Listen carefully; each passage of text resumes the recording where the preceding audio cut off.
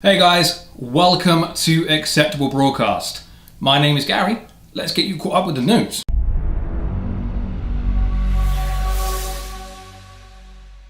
Okay, after that intro, let's get right into it. Now we're going to talk about Jezebel. No, I did not just insult you.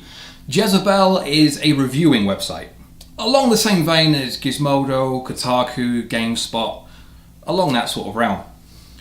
They recently announced they would not be reviewing No Man's Sky. The reason for that is because the name is anti-feminist. It mentions nothing about women, it mentions nothing about any kind of female hints or connotations, and mentions No Man's Sky. So their title of the review of why they won't do it is Why Not No Woman's Sky? I'm not going to get into exactly what's wrong with that argument. Like I said, we're not going to focus on that so much about them not doing it. We're going to talk about some of the backlash that had. Now, Philip Defranco, I've mentioned him on the show before. He's a huge inspiration of this show. I'm a huge fan of his. However, I wasn't that much of a fan today. He responded to this tweet by saying this, that he thought it was a joke at first or a troll, but no, it turns out to be a serious article. And as expected on Twitter, there was fallout from that. In particular, a tweet from Sam Biddy, who responded in the same vein of, are you, as an actual adult, assuming this is serious and not a joke? Okay, Philip criticised this guy's tone by saying that it makes him sound like an elitist twat, which, by the way, is a correct pronunciation. And then minutes after being told this is why he's just a YouTube guy, says that the people who dislike him and the people that give these sort of snarky comments are the reason he wants to strive to make 7, 8, 9-figure sums a year. I'm sorry, but nothing quite says elitist like bragging how much money you're going to try and make. Especially when your baseline for that is 7 figures. Now, does he make 7, 8 or 9 figures? I don't know. I know he works damn hard and I know he's built several companies, so I'd like to guess it's in the 8 range, but I could be wrong. I personally would like to believe that tweet is a moment of weakness in the life of Defranco, and it was said in anger, it was said in frustration, and was not meant seriously. It was not meant to evoke this kind of reaction from fans. Let me know what you guys think. Was it just a moment of weakness, a moment of anger? Or is this a sign that Philip Defranco is not the guy that we've all thought he is? I'd love to know your thoughts on that. Let's move on. A quick update to the Keemstar versus Leafy lawsuits that we covered on Monday's show. Nothing. Absolutely nothing. Now, as I predicted on the Monday show, it's been 5 days, nothing's happened. Both of them have been very active in the community, both of them have been very active on Twitter, they've both had other videos out. Neither one is mentioning this. Which leads me to believe either there's a lot going on behind the scenes, or more likely, just nothing has happened. And I doubt we will see much of this happening in the future. This isn't the first time Keemstar's threatened to sue, and I don't think Leafy actually wants to go through with it. Now, there's a multitude of reasons. I made a whole video on this. I just don't think it's going to happen. Also in the news, a channel called DMV Nation, which I believe is a reaction channel here on YouTube. They have over 300,000 subscribers. They had their cast stolen by fans. Now, this isn't new to the YouTube community. I know that Ali A has been robbed before by fans, and there seems to be this epidemic on YouTube right now of people being tracked down by fans, being stalked, people coming to their house. I know Scarce has done a great job of covering these stories of when they've come up, but it just seems so mad. And the thought has to occur that if you're willing to dox these people, find their address, or find other dox people have done, track these people down, stalk them, go to their house, you just can't be that great of a fan. Anyway, DMV Nation tweeted out this, asking how you can steal a push-to-start car. I'm not going to go into the mechanics of that, but it's not that hard. It's just to do with the frequencies of how your key works if it's one of those keyless entry ones. Anyway, we're going to move on. Well, on the subject of mob mentality, we are going to go back to Leafy for a minute, or at least his Twitter. Now, I did make this available on my last video as well, but I actually asked Leafy's permission before I used his clips in my video. Now, the tweet that I made asking him has 59 likes. The tweet he responded to me with, saying that I had full permission to do that, is 761 likes. So that's a whole 800 odd likes that are really drawn into my video. But it's not. That video itself is barely getting 30 views and it's been there nearly a week. Now, my frustrations on that aside, I'm aware I'm a very new YouTuber and these things have to build. I'm amazed at the amount of people that are just blindly liking, retweeting anything he says. I mean, here's a couple of tweets that were actually put in response to the conversation he and I had. Now, I'm sorry, but that's just crazy. I mean, just look at some of these. Now, at the time of recording this, I have 11 subscribers. That's not a pity party. I'm happy with my 11 subscribers. Yes, I want that number to grow. I mean, every YouTuber does. But the 11 subscribers I do have, I am very grateful and very proud of each and every one of them. That being said, if I went on Twitter and I tweeted good morning, or I tweeted about a new video, or I tweeted anything at all, and I got half of these weird responses, I would be replying telling you to grow the hell up. Now, I'm not saying I'm expecting Leafy to get involved because, quite frankly, he has far too much of a presence to do that. But really, something should be said. Now, luckily enough, we are in a community where anyone can pretty much say anything on calling these people out. And that's why we have people like Elvis the Alien.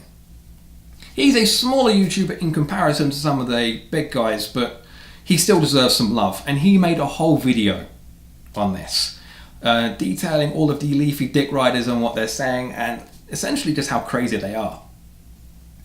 Please give some love for him. His video is right here. This video in itself was actually also involved in controversy after it was taken down with a community guidelines violation strike. Now, that caused a whole ruckus between other big YouTubers who appealed the decision, and the video got back. You know, the strike got repealed and the video, luckily for all of us, was put back. So I'm going to link that here. Please watch it. It illustrates what I'm trying to say in much better words. Although we are going to keep on the subject of community violation strikes. We're going to get a bit serious now for a second. Channels like mine, like Scarce, Drama Alert, Defranco, we don't make allegations. We report on allegations other people have said, and we put our own commentary on it, we give our opinion, and we put our own spin on it, and then we produce it out for the world. I'm going to break the format today and actually put an allegation out there. Someone has been skirting around the YouTube rules for quite a while, and that is none other than Killer Keemstar of Drama Alert himself. And for a while, it's looked like he's gotten away with it. Until now. In my last video, we went to this part of his channel on the About page, the disclaimer, which says he is contracted by Drama Alert, doesn't actually run, access, or own the channel, which in the YouTube Terms of Service is 100% okay. And it is, if that's the case. Now, the reason that's only okay if that's the case, because here is the YouTube termination policy. That roughly translates to, if you have been terminated by YouTube before, you cannot own, create, or moderate any other YouTube channel. Daniel Keem has been blocked from YouTube before. In fact, here is a list of all of the blocked channels he's had. He is no stranger to the YouTube termination policy. So, in theory, he is not allowed to access, own, or create on the Drama Alert channel, unless he's contracted. But just take a look at this clip.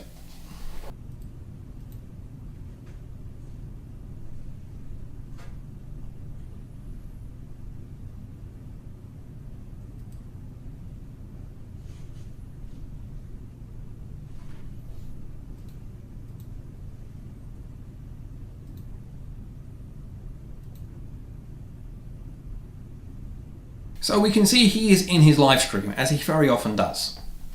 Now, this is quite an old clip, but it will still post his bans. This is still in the Drama Alert era. And as we can see, he is logged into the Drama Alert channel account. We can see he has edit buttons on the videos.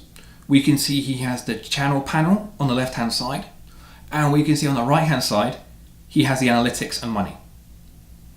So if he's not allowed to be accessing the account, why can he see all these? Why does it give the illusion he's logged in? Well, the only reason it can do that is because he is logged in.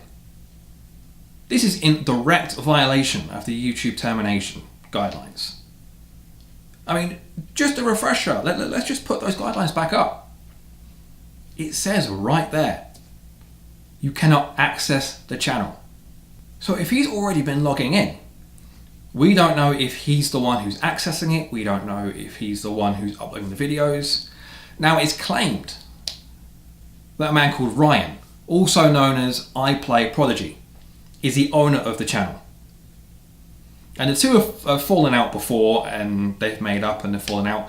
Remember, I Play Prodigy / Ryan is the one that took the play button, which is the award for 100,000 YouTube subscribers.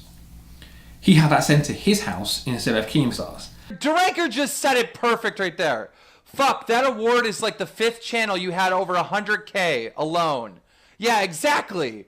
I fucking hit over 100,000 subscribers 5 times. And I'm sorry that I'm getting like a little emotional here, but like, dude, like that award means a lot to me. For that motherfucker to have it sent to his house and then fucking like hit me up and be like, yeah, if you want it, you have to pay $20. It's not about $20. I don't give a fuck about $20. It's about the fact that he would do that to me. He knows that fucking I hit 100,000 subs 5 fucking times, and I never got an award because they shut down my channels. He knows how much this shit means to me. He knows I'm gonna fucking cry. I'm gonna fucking cry, dude. Rightly so. Keemstar doesn't own the channel. Technically, he hasn't got that many subs. The channel has. So with all of this, what is going to be the penalty for this? Is YouTube going to do anything about it? Are they just going to let him access the channel as long as he has that disclaimer in there, even though it's now clearly a lie? And for those of you who have seen all of the Keemstar Exposed videos or are a fan of Drama Alert himself, he has said several times that he doesn't lie. If you're a Leafy fan, you're probably going to just not believe me. You're going to think that I'm lying. You're going to think that I'm trying to get back at Leafy or something. If you're a Keemstar fan, you know I only tell the truth. And when he's been caught out before, the one thing he's asked for is proof. Well, if Keemstar and his fans are watching this, here is the accusation that you are lying, and here is the proof. I don't understand what more we could need. Now, what happens from this, I don't know. I'm certainly not going to push this forward. I'm not going to alert YouTube to this. This is going to be something I'm going to report on this channel. But let me know what you guys think. Is this something that should be taken further? Is this something that people should know about? Let me know what you think in the comments down below. And that's what I've got for you on the Friday edition of Acceptable Broadcast. If you like this episode, leave a like and a comment down below. Don't forget to subscribe. We are now at just 89 comments or 89 subscriptions away from receiving that magical custom URL. And I will see you guys on Monday.